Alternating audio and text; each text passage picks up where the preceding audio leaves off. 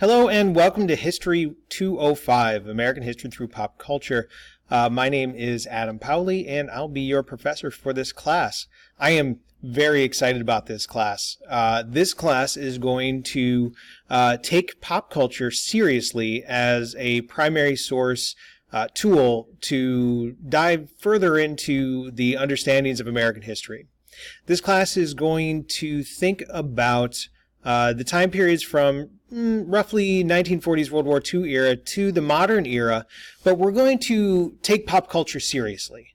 A lot of times pop culture gets written off as fluff, is not treated very seriously by academic historians, but I believe that pop culture can be a really interesting window into both how people felt at the time, and it can also be seen as a way to influence people's behavior in that era.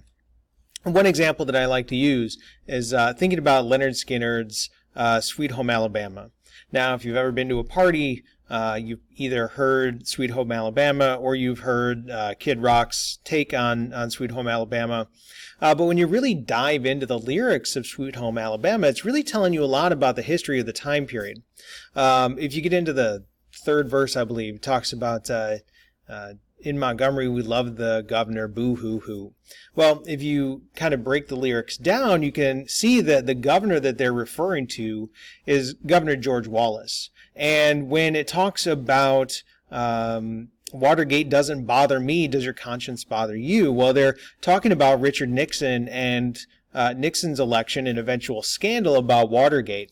And the fact that you have these people from Alabama talking about the governor of Alabama and the fact that they wanted him to be elected in 1968 rather than Richard Nixon, we can actually dive down into the political data. And we can see that in 1968, George Wallace was running as an American independent candidate. And his platform in the American, as an independent, was segregation today, segregation tomorrow, segregation forever. And that gives that song a whole different meaning because we can understand now what Leonard Skinner was singing and what the people in the South were feeling in the early 70s when that song was released after Watergate. It also shows us the distrust at the time. It shows us the distrust that Southerners felt towards the North, with Neil Young standing as, who is a Canadian, standing in as sort of people that were judging the South. So a lot of interesting things can come from pop culture, and we're going to take that seriously this year. And the other thing that I want to do with this class, since many of you, I'm sure, are not history majors, I want to allow a window into the study of history by thinking about what history does and using pop culture to break down the skills of a historian and then reapply them later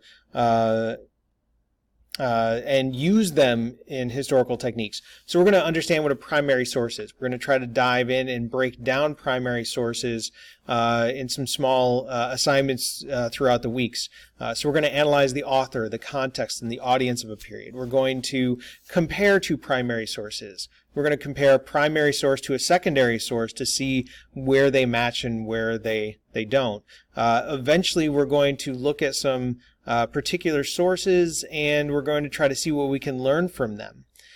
I'm going to go a little bit further into some of the other ideas for the class and what you're going to actually be doing in a further video. What I wanted to do with this particular one is just introduce you to the class and understand, hopefully try to tell you why and help you understand why I thought this class would be so interesting and so relevant to you as a learner.